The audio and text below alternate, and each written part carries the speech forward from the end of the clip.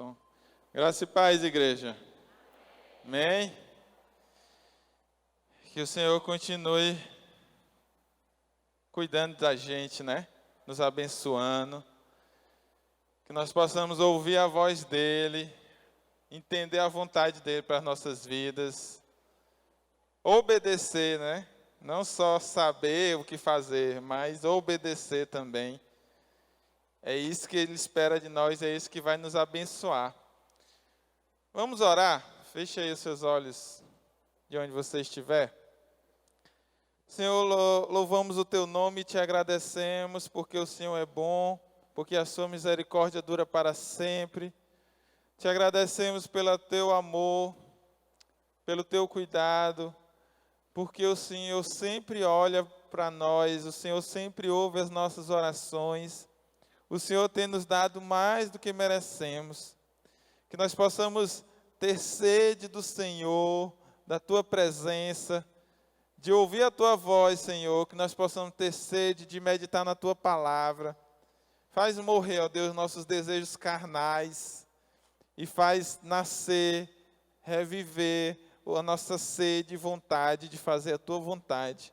De ser usado pelo Senhor, de glorificar o Teu nome, ó Deus. Nós te oramos, queremos te pedir que o Senhor fale conosco, o Senhor se manifeste no nosso meio, demonstre o teu poder de cura, de restauração, de libertação, de salvação, Senhor. É isso que nós te pedimos, em nome de Jesus. Amém. Abra aí sua Bíblia na carta de Paulo aos Romanos, capítulo 1.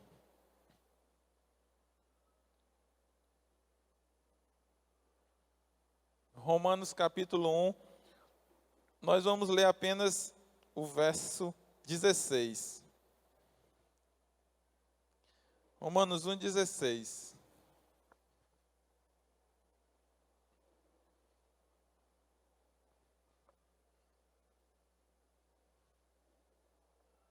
Romanos 1, 16. Amém?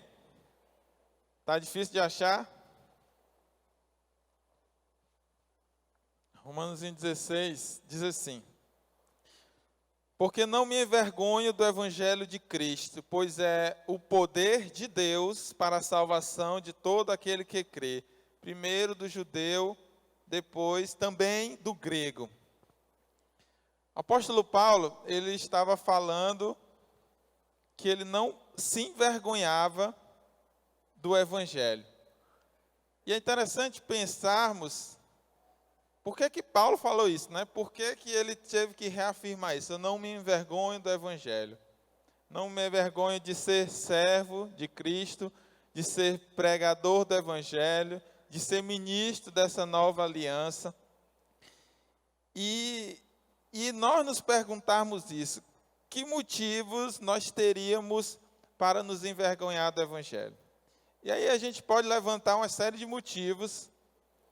E até na Bíblia mesmo, nós podemos ver como as pessoas daquele tempo viam o Evangelho, como as pessoas de hoje veem o Evangelho. O que vem à mente dela quando fala do crente, do cristão? Por que algumas têm repulsa ao Evangelho? Por que algumas não aceitam o Evangelho? E aí eu quero levantar alguns motivos, né, alguns porquês. Porque, para iniciar, porque nós teríamos algum motivo, alguém teria motivos para se envergonhar do Evangelho. E o primeiro porquê é porque para muitos o Evangelho é um sinal de humilhação. Olha só para aquele tempo. O Evangelho havia surgido a partir da mensagem de um homem, um carpinteiro, judeu, era um povo dominado pelos romanos. Paulo estava enviando essa carta justamente aos romanos, os romanos que se orgulhavam que tinham o poder sobre o mundo todo. Era o maior império daquela época, daquele tempo, eles dominavam todo o mundo conhecido, então eles se orgulhavam que tinham poder em suas mãos. E ouvir falar de um homem de um povo escravizado, que nem era alguém culto, que nem era alguém letrado, era na verdade um carpinteiro, e que esse carpinteiro judeu havia sido crucificado numa cruz. Naquele tempo, a crucificação era o pior tipo de morte, reservado para os piores criminosos. Imagine alguém que nunca tinha ouvido falar de Jesus ou do poder dele, ouvir falar de um homem que era servo, escravo, e que havia morrido numa cruz como um criminoso. Que motivos alguém, conhecendo essa história, teria, ou pelo menos conhecendo só essa parte da história, teria para se orgulhar ou se sentir atraído pelo Evangelho? O Evangelho, para muitos, é um sinal de humilhação. De fato, se formos pensar bem, antes de tudo, o Evangelho é uma história de humilhação, sim. Porque Cristo Jesus, embora sendo Deus, não considerou que o ser igual a Deus é algo que a devia apegar-se, mas esvaziou-se a si mesmo, vindo a ser servo, tornando-se semelhante aos homens, e sendo encontrado em forma humana, humilhou-se a si mesmo e foi obediente até a morte e morte de cruz. Filipenses 2, do 5 ao 8. O Evangelho começa com a escolha de Deus em se humilhar, em se achar na forma humana, em se tornar um de nós, em se esvaziar de si mesmo.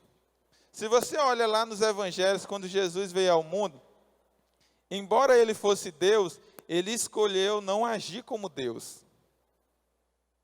Ele escolheu não agir como Deus, ele escolheu agir como um homem cheio do Espírito Santo, é verdade, mas não como Deus. E essa escolha dele de não se utilizar dos atributos da divindade, onipotência, todo-poderoso, sabia todas as coisas, onisciência, o Deus que é onipresente, que está em todos os lugares. Jesus se limitou. Isso significou se esvaziar. Ele escolheu não utilizar do poder que ele tinha nas mãos dele. Por isso que ele se humilhou. Essa é exatamente a verdade. Por isso que para muitos o evangelho naquela época era visto como loucura.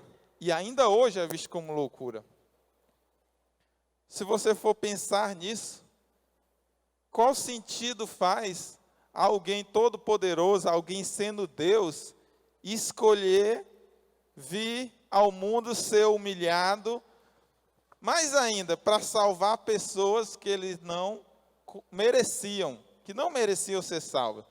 Então o Evangelho não é só uma história de humilhação, é também uma história que aparentemente não faz muito sentido. Por que Deus, sendo tão poderoso, se importaria conosco? Faria alguma coisa por nós? O normal, o comum é alguém poderoso usar do seu poder para satisfazer a si mesmo, né?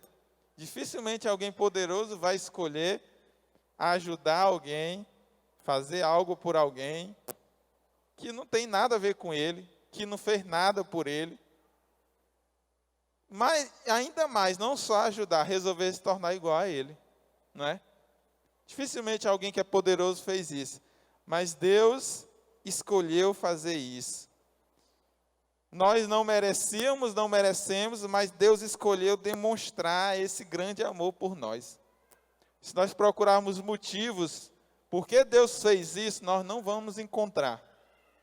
Por que Deus escolheu se humilhar, escolheu se tornar um homem, escolheu sofrer e morrer em nosso lugar? Não vai encontrar explicações humanas. O fato é que o amor de Deus, ele não é para ser explicado racionalmente, humanamente falando. Ele pode ser desfrutado. Ele pode ser desfrutado. Lá em 1 Coríntios 1, 21 ao 23, fala exatamente disso. Porque do evangelho ser loucura para as pessoas. Já que vocês estão abrindo, vou aguardar. 1 Coríntios 1, 21 ao 23.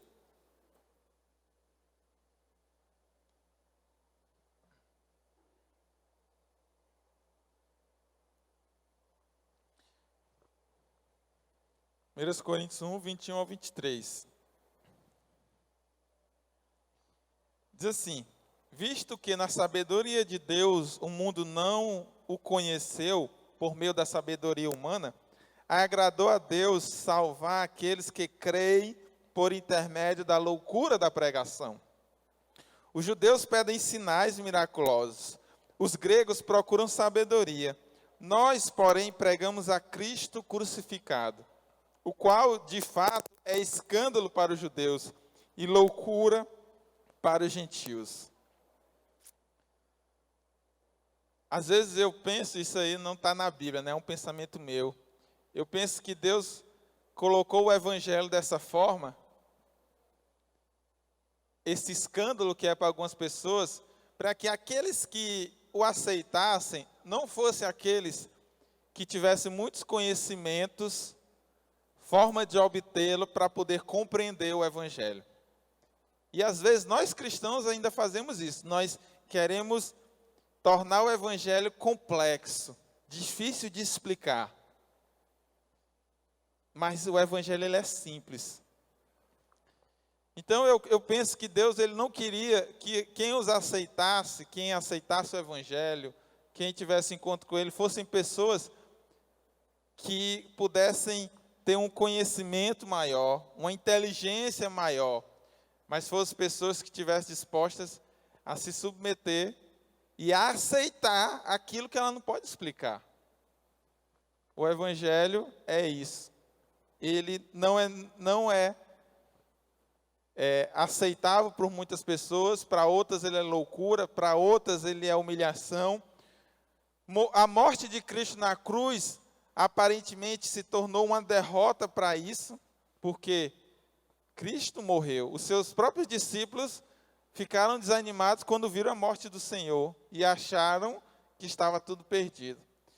Mas a morte na cruz não foi uma derrota, foi o triunfo do Senhor Jesus.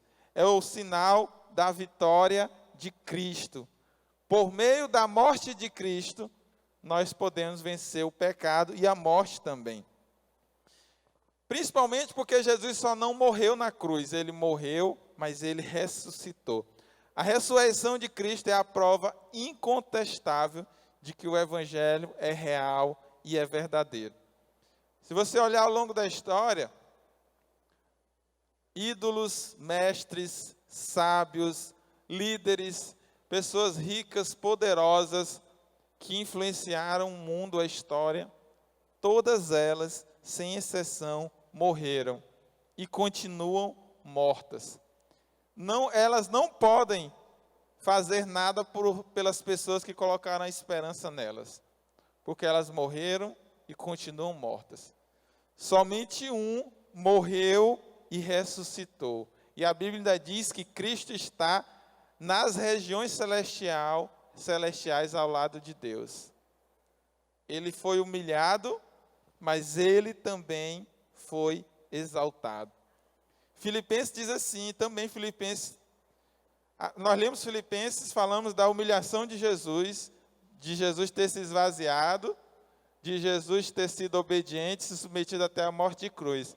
O texto continua e diz assim: por isso, pela obediência e humilhação de Jesus, Deus o exaltou à mais alta posição e lhe deu o nome que está acima de todo nome, para que ao nome de Jesus se dobre todo o joelho no céu, na terra e debaixo da terra, e toda língua confesse que Jesus Cristo é o Senhor, para a glória de Deus Pai. Sabe quando você ora, você não diz em nome de Jesus, amém? Às vezes parece que é só um costume nosso, né? Você já se perguntou por que você ora e diz assim, em nome de Jesus, amém? Por que será? Por que é em nome de Jesus? Aí nós temos várias respostas na Bíblia. Jesus diz assim, foi-me dada toda a autoridade no céu e na terra. Foi-me dada toda a autoridade, ou seja, é pelo nome de Jesus que nós podemos orar e dizer: você vai ser liberto em nome de Jesus. Você vai ser curado em nome de Jesus. Deus vai agir e vai trazer restauração pelo nome de Jesus. É isso que significa orar em nome de Jesus. É saber que a autoridade e o poder de Jesus vai se manifestar pelo simples falar do nome dele com autoridade, com fé. Pedro, assim que quando a igreja primitiva estava nos seus primeiros passos, vocês conhecem, né? Ele estava chegando no templo e tinha um aleijado de nascença, né? Eu não lembro qual é dos milagres, mas é o aleijado de nascença. E ele pedindo algo para Pedro dar para ele de dinheiro, né? Ele era um mendigo também. E aí Pedro disse para ele: olha, eu não tenho dinheiro, mas o que eu tenho eu dou. Em nome de Jesus, ande. É o nome de Jesus que tem esse poder. Agora, por que o nome de Jesus se tornou o nome mais exaltado, acima de todo nome? E por que através dele o poder de Deus se manifesta? Porque antes de tudo ele se humilhou, ele se submeteu e ele obedeceu.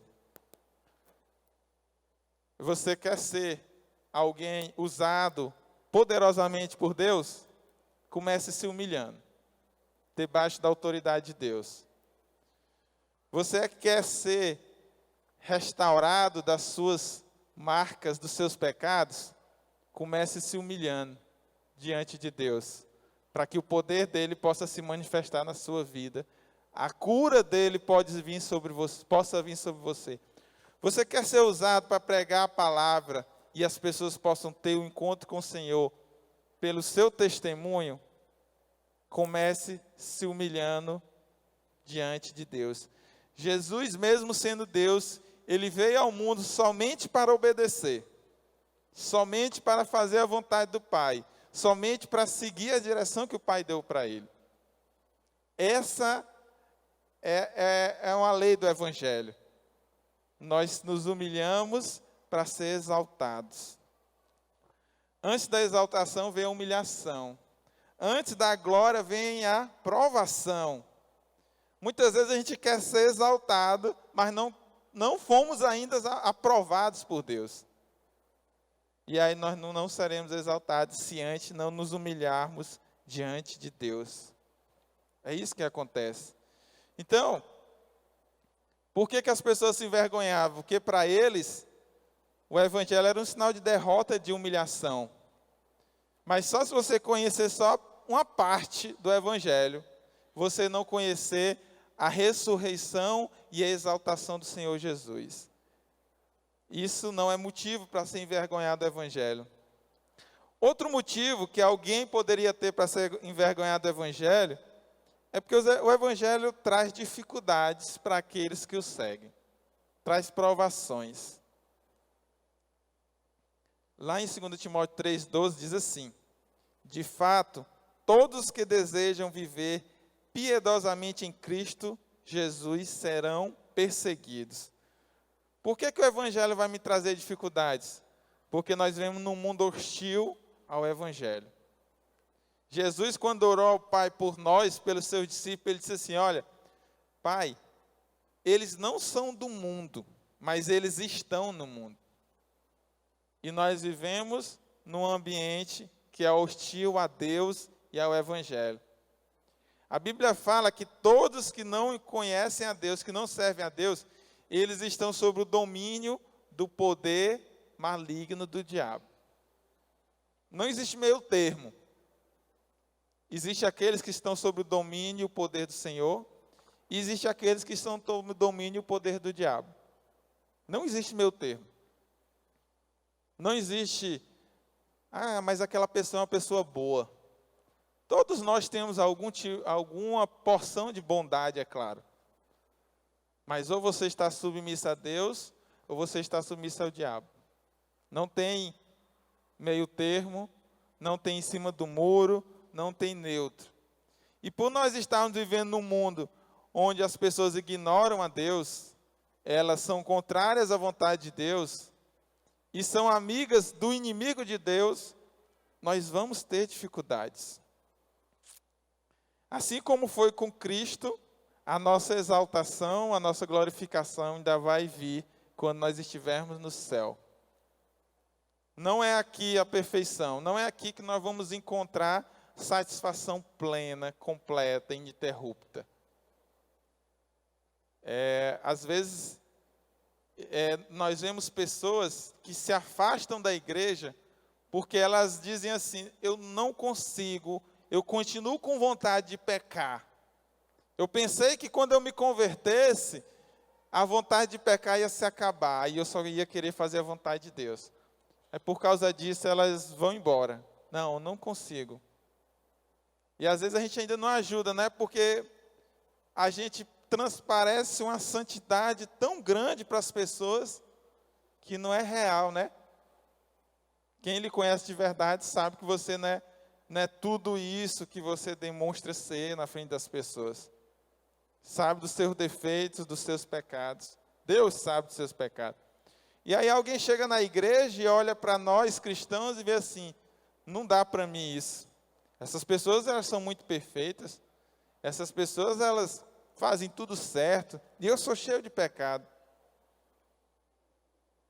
E às vezes, voltando ao que eu acabei de falar, as pessoas dizem: eu me converti, mas o pecado, a vontade de pecar continua dentro de mim. Será que eu me converti de verdade?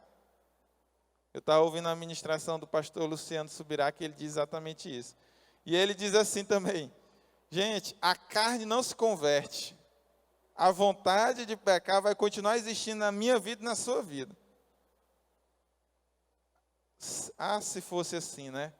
Se não houvesse mais vontade de pecar, mas ela ainda vai existir na nossa vida.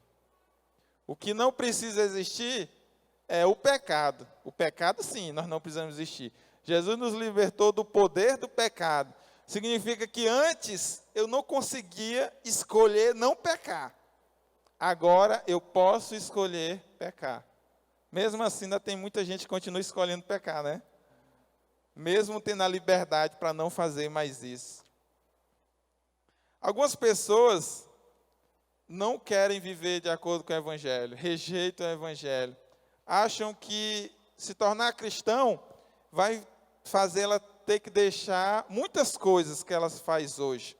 Como se o Evangelho fosse um Evangelho de restrições, de proibições. Às vezes a gente vive esse tipo de Evangelho, em que eu estou preocupado no que eu não posso fazer. Eu não posso fazer isso, eu não posso fazer aquilo. Meu corpo está todo morrendo de vontade de fazer. Eu só não faço porque eu tenho medo de Deus me castigar.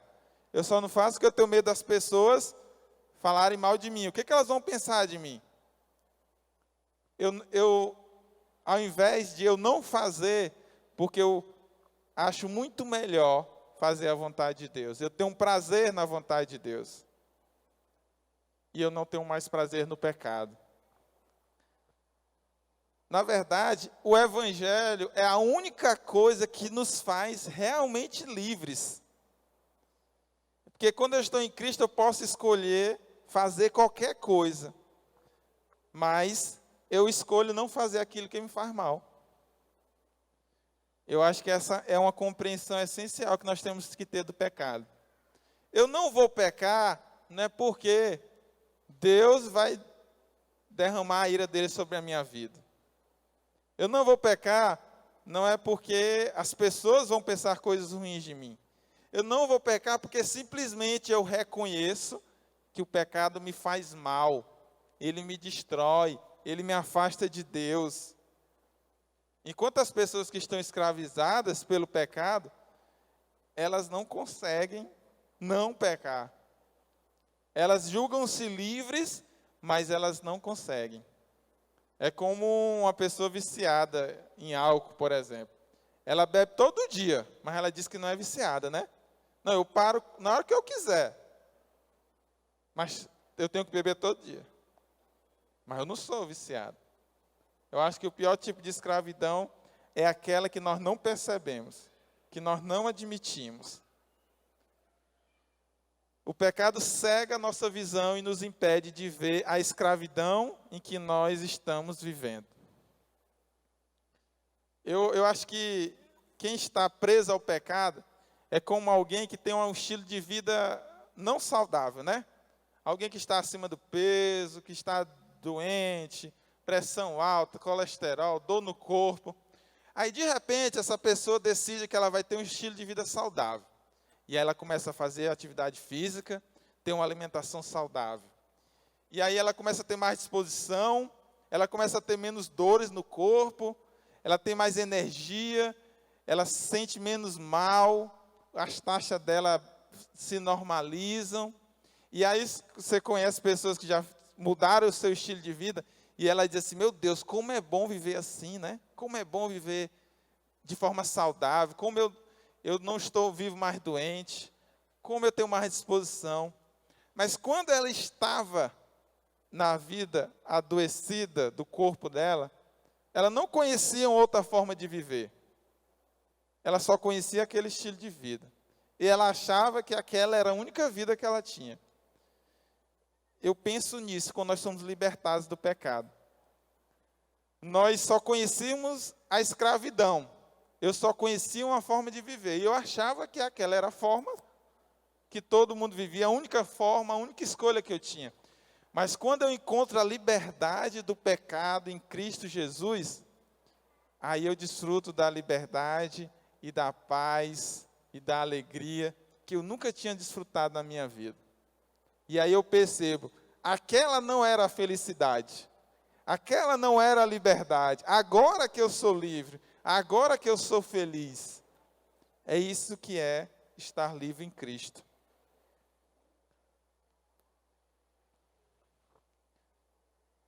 Tem pessoas escravizadas pelo pecado que não encontram satisfação nas suas vidas. E o pecado tem trazido cada vez mais vazio para a vida delas. A gente poderia listar outros motivos, como eu falei, que as pessoas podem achar para se envergonhar do Evangelho, para se afastar do Evangelho. Seja porque ele parece uma história de derrota, de humilhação, seja porque ele traz dificuldades, provações para aqueles que o seguem.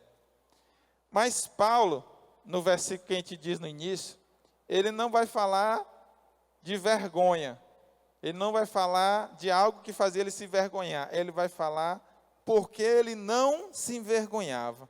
Ou seja, porque Paulo tinha orgulho e felicidade, porque ele tinha a oportunidade de viver e de pregar o Evangelho. E ele diz só uma coisa, eu não me envergonho do Evangelho, porque o Evangelho é o poder de Deus. O Evangelho é o poder de Deus.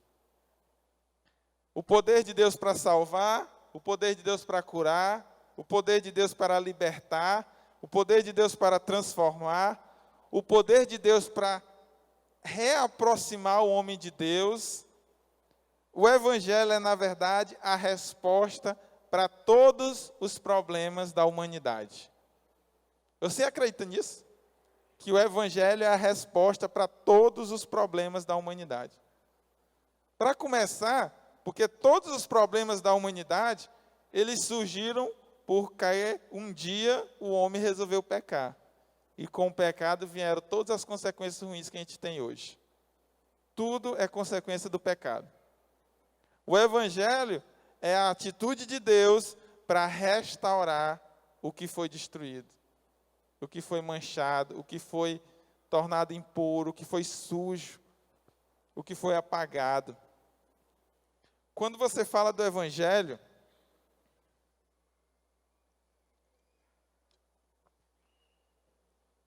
e do porquê ele ser o poder de Deus, olhe para Jesus. Jesus veio para anunciar o Evangelho, as boas novas do Evangelho. E quando Jesus pregava, ele curava os doentes, ele expulsava os demônios, eles alimentavam as pessoas que tinham fome. Aqueles que estavam na escuridão, ele era a luz, ele apontava o caminho para os perdidos. Aqueles que se sentiam culpados pelo pecado, ele perdoava os seus pecados. Todo problema, tudo que está errado, ele tem a resposta no Evangelho dado por Jesus. É tanto que o próprio Jesus, se referindo a uma profecia que havia sido feita em relação a ele pelo profeta Isaías há cerca de 700 anos antes, ele diz assim: o Espírito do Senhor está sobre mim, porque ele me ungiu para pregar boas novas aos pobres.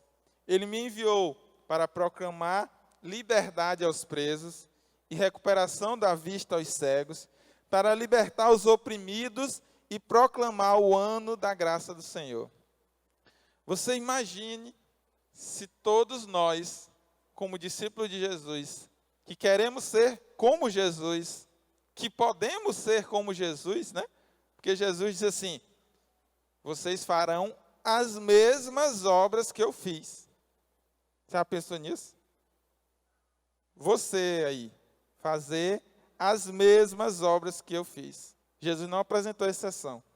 Para piorar a nossa situação, piorar assim, porque a gente olha a distância que nós estamos daquilo que Jesus disse que nós seríamos, né? Ele ainda diz mais: vocês farão obras maiores, porque eu vou para o Pai e vocês vão continuar aqui. Eu acho que ele quer dizer obras maiores, porque enquanto ele passou 3 anos fazendo as obras dele, nós teremos uma vida inteira, né? Eu tenho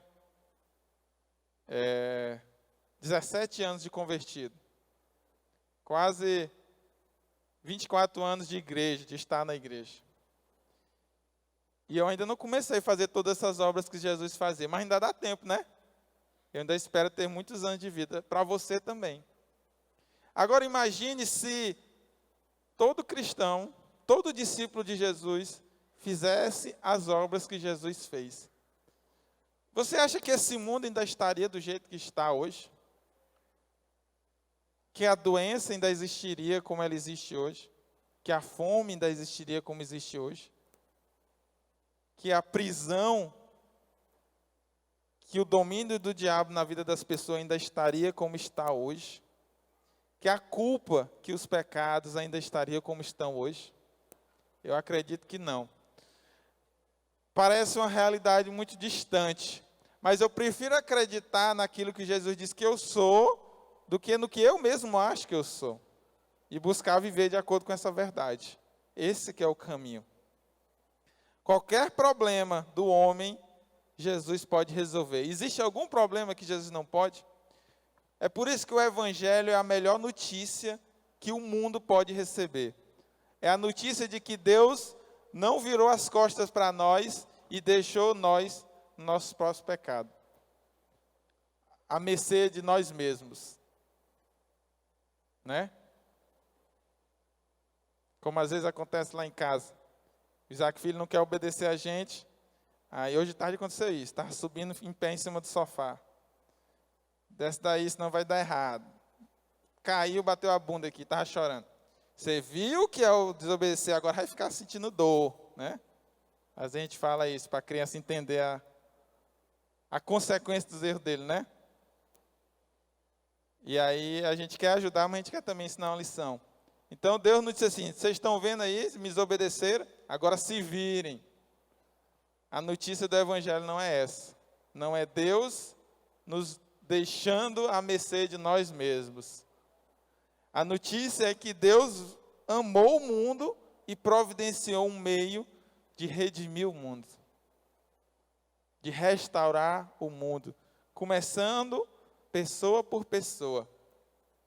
É um processo. Deus vai restaurando as vida por vida. Deus restaura uma vida e aquela vida pode ser instrumento de Deus para restaurar uma família. Uma família pode ser um instrumento de Deus para restaurar uma rua. Uma rua pode restaurar um bairro. Uma igreja pode ser instrumento de Deus para restaurar uma cidade. Quando nós que conhecemos o Evangelho, tomamos consciência de uma coisa, de que Ele é o poder de Deus. Quando nós tomarmos consciência de que o Evangelho é o poder de Deus, nós vamos usar esse poder que está à disposição. Mas parece que o evangelho é uma coisa que nós praticamos para não nos sentirmos culpados, ou para não ir para o inferno, e não algo que está ativo e agindo no mundo. Poucos são os que creem assim. Mas quando a gente fala do evangelho, é o poder de Deus. Nos abre duas questões, ou duas coisas que nós precisamos refletir. A primeira, que eu já comecei a pontuar, é: você acredita que o evangelho é a solução para todos os problemas da humanidade? Você acredita nisso? A nossa resposta de crente espiritual é: claro, acredito, amém, né? Nossa resposta pronta é essa: eu acredito. Agora você imagina, para a gente fazer uma comparação, que alguém descobriu a cura do câncer. Né? Ele descobriu que existe uma coisa, um chá, alguma coisa que as pessoas podem tomar que vai trazer a cura do câncer para quem tomar aquele remédio. Você acha que essa pessoa teria coragem de esconder essa notícia tão maravilhosa do mundo? Aí nós vamos dizer, claro que não. Tanta gente morrendo, né? Tanta gente sofrendo por causa do câncer, tantas famílias sendo destruídas. Ninguém teria coragem de fazer uma coisa dessa. Se nós temos a convicção que o evangelho é a solução para os problemas da humanidade, nós também não podemos esconder essa notícia maravilhosa.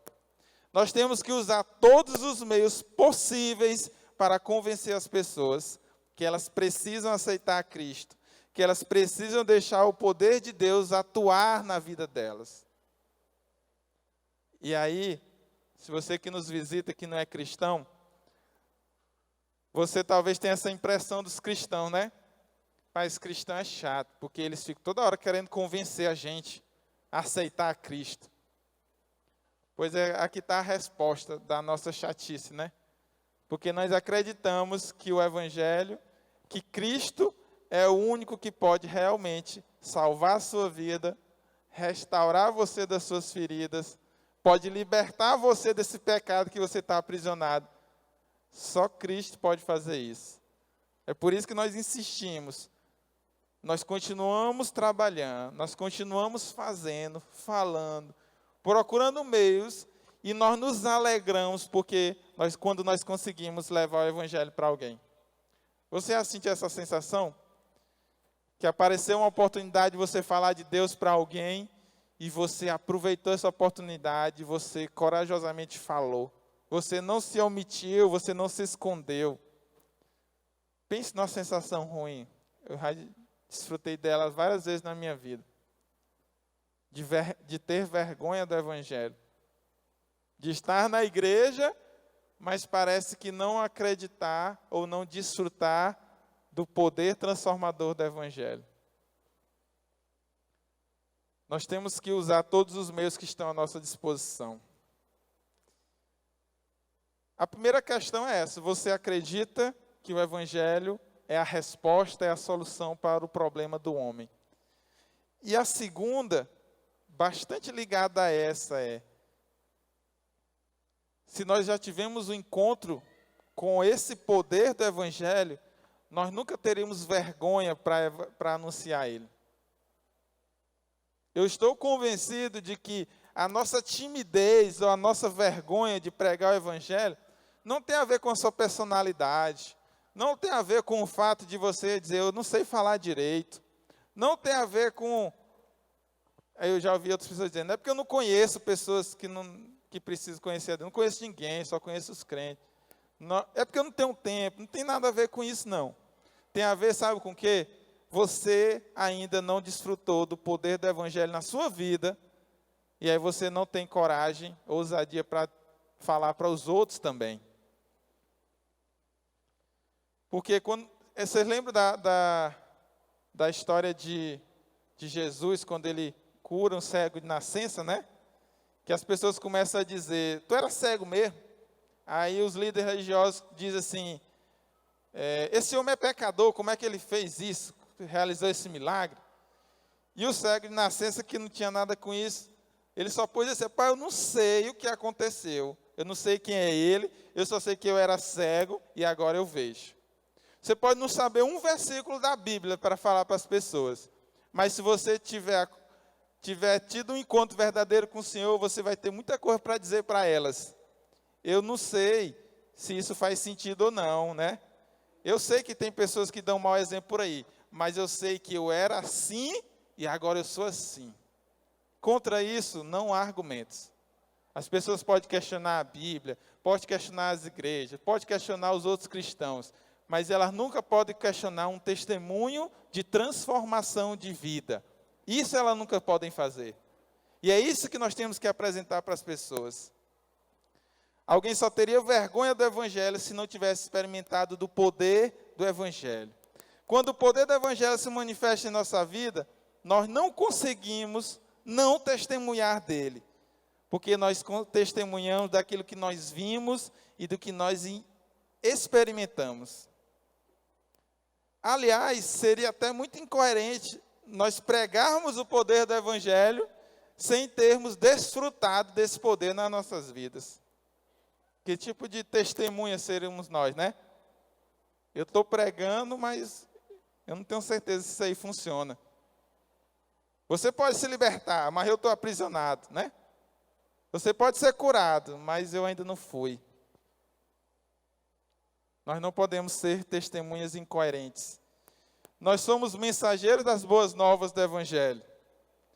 Mas a gente não é como aquele garoto de recado, né?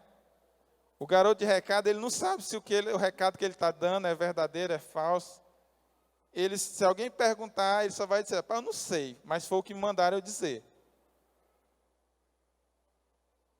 Nós, ao contrário, nós dizemos assim: essa mensagem é verdadeira, porque eu já experimentei dela na minha vida.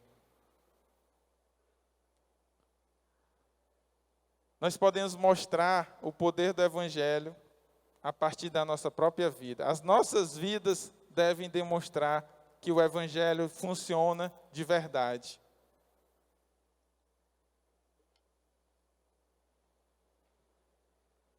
Talvez você esteja pensando exatamente isso.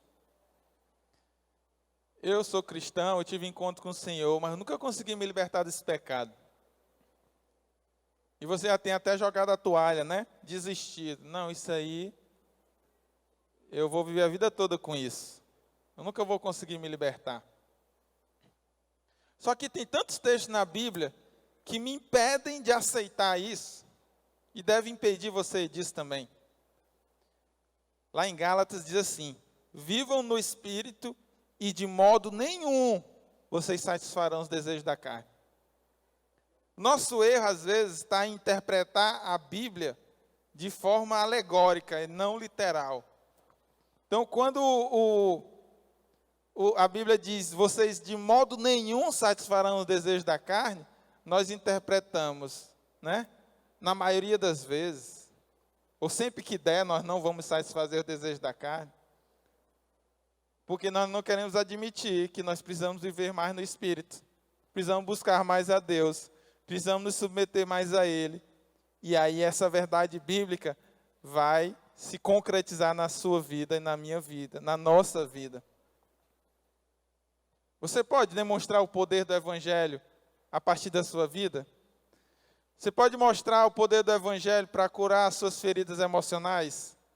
Para dizer para as pessoas: você pode ser curado dessa sua ferida, dessa sua mágoa, desse trauma emocional, porque eu fui curado. Você pode dizer para as pessoas que Cristo tem o poder para curar doenças físicas, porque você foi curado. Porque você conhece alguém que foi curado e esse poder atuando nela.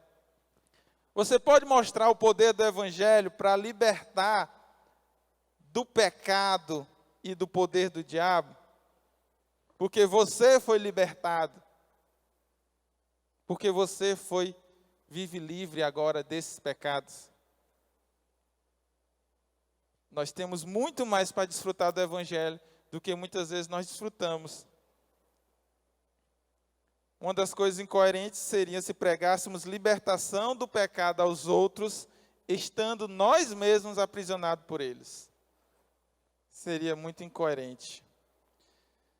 Sua vida deve ser o maior testemunho do poder do Evangelho. A maior prova de que o Evangelho funciona tem que ser a sua vida.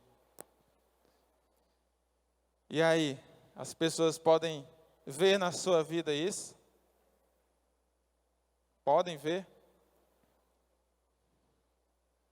O Evangelho, ou ele é real e prático, ou ele não é Evangelho.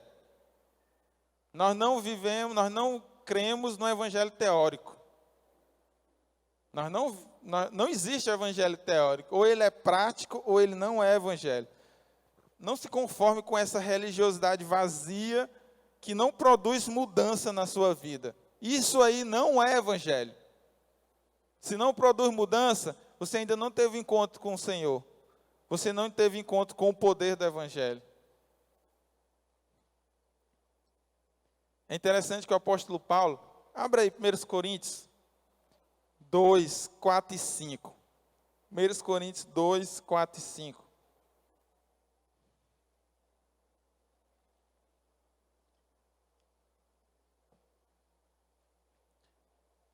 1 Coríntios capítulo 2, versículo 4 e 5. O apóstolo Paulo era um homem muito culto, muito letrado. Ele era um fariseu, ele havia estudado a Torá, todos os ensinamentos dos judeus. E ele era alguém que, pelo seu conhecimento e a sua forma de falar, ele poderia persuadir muitas pessoas. Mas olha só o que ele diz aqui em 1 Coríntios 2, 4 e 5.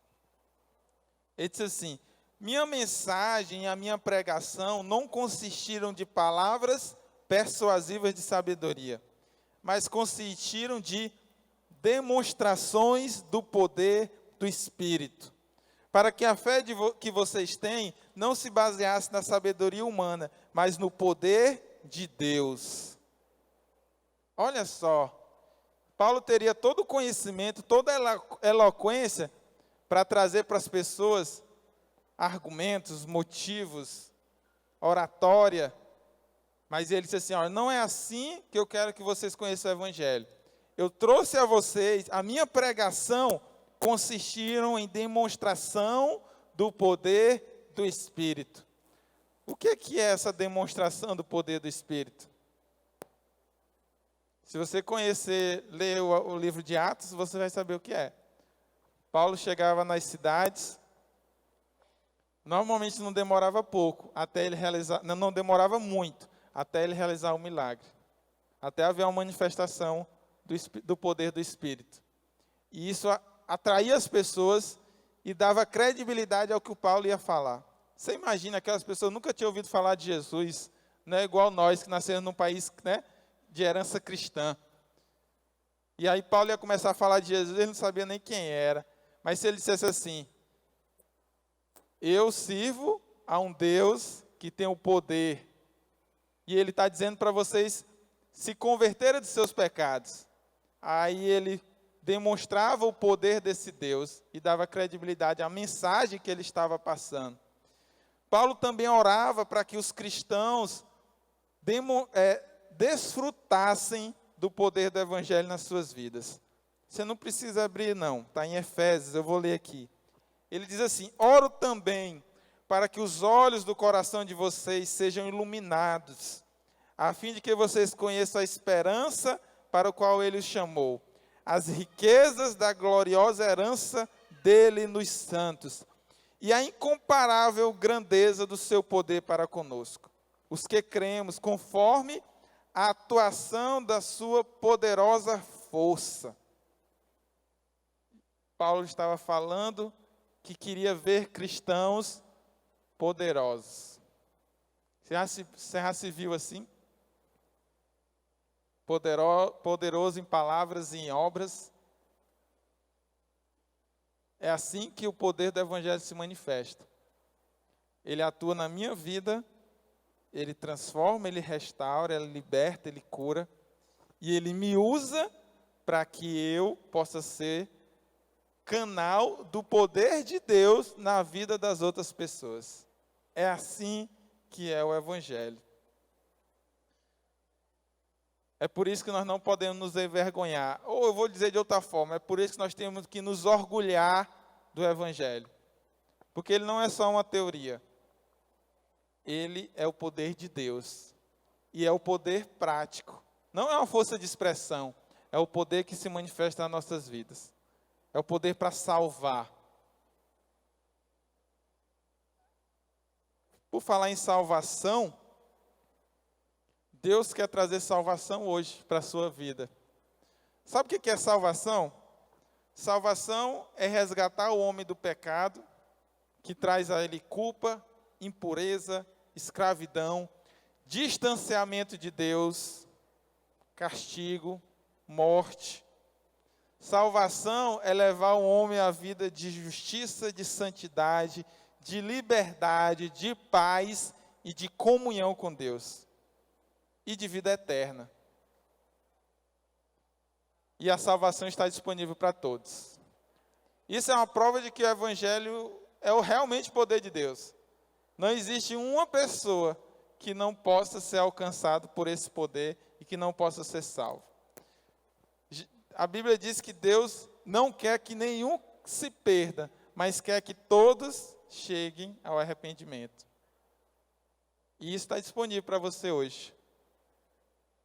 Nós queremos cantar uma música, cantar novamente essa música que nós cantamos no final do louvor.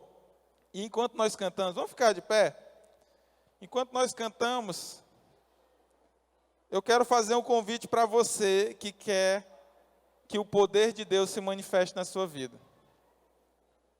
Você quer liberdade, você quer paz, você quer restauração. Às vezes nós procuramos em tantos lugares uma luz, uma mudança de vida. E não procuramos no único lugar que é realmente, naquele que é realmente capaz de transformar nossas vidas, que é o Senhor Jesus. Então, enquanto nós cantamos essa música, você pode vir aqui à frente, a gente quer orar por você. Você que quer aceitar a Jesus, quer entregar a sua vida para Ele, quer que Ele transforme a sua vida, a sua realidade. Você que quer se reconciliar com Deus, que um dia você experimentou dessa vida, dessa paz, você desfrutou disso, e você perdeu, você se afastou.